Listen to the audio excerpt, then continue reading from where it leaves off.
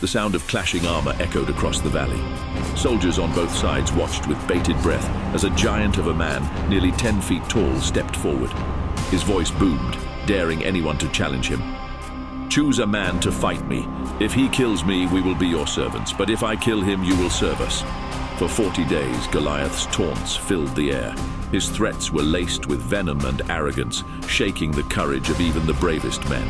Yet no one dared to move. No one, that is, until a shepherd boy arrived with faith far greater than his stature. David.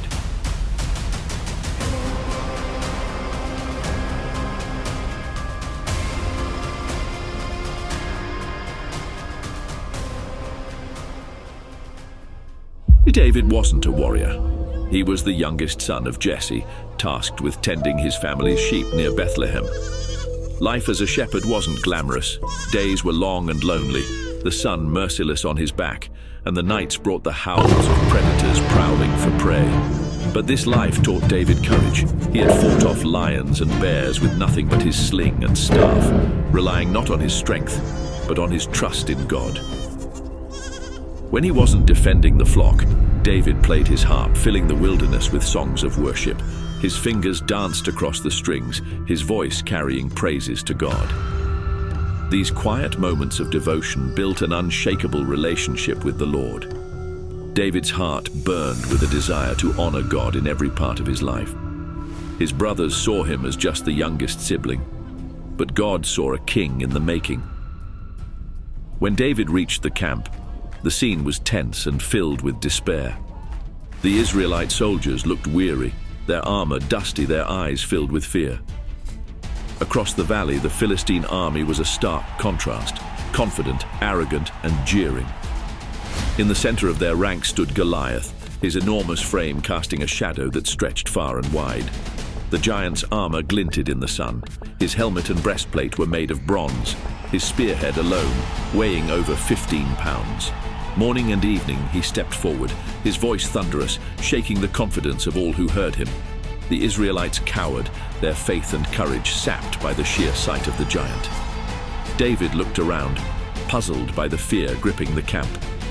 The men whispered among themselves, recounting Goliath's challenge. Who can stand against him?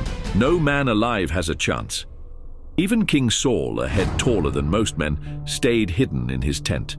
But where others saw an impossible foe, David saw an opportunity for God's power to be displayed.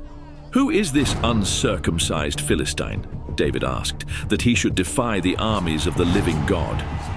His voice rang with indignation, his eyes blazing with righteous anger. How could they let this man insult God and go unanswered? David's brothers overheard and were furious. Eliab, the eldest, snapped, "Why are you here, David? Who's taking care of those sheep in the wilderness? You're just here to watch the battle." But David wasn't deterred. His confidence wasn't arrogance. It was rooted in his unwavering trust in God's power. He turned to the soldiers, his heart heavy with the realization that no one else would stand up.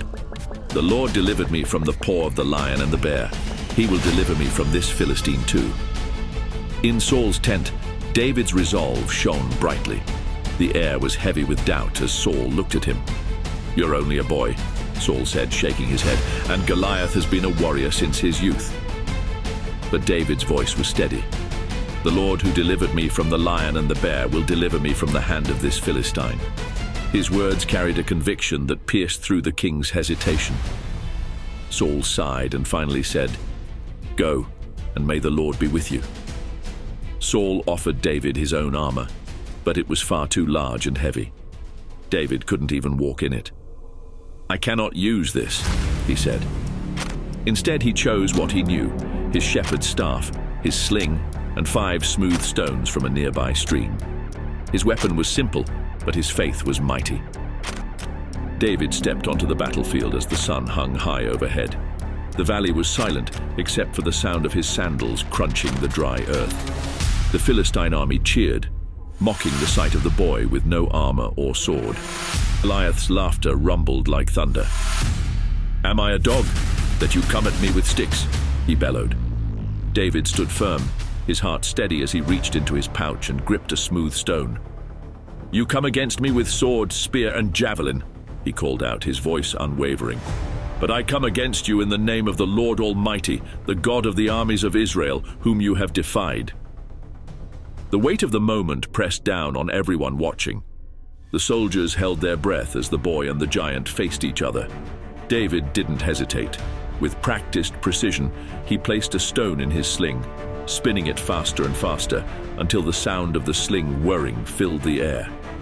Goliath began to move toward him, his massive footsteps shaking the ground. Then, with a swift motion, David released the stone. It flew through the air like lightning and struck Goliath square in the forehead. The sound of the impact was sharp and final. The giant's eyes widened in shock, his towering frame swaying before he collapsed face down to the ground with an earth-shaking thud. The battlefield erupted. The Philistine army froze in disbelief as their champion lay motionless. The Israelites, silent for a moment, suddenly let out a thunderous cheer. The impossible had happened. David's victory wasn't about physical strength or skill. It was about faith. A faith that trusted God completely, even in the face of overwhelming odds. His story reminds us that no challenge is too great when we put our trust in the Lord. Whether we're facing giants of fear, doubt, or difficulty, God is bigger than them all.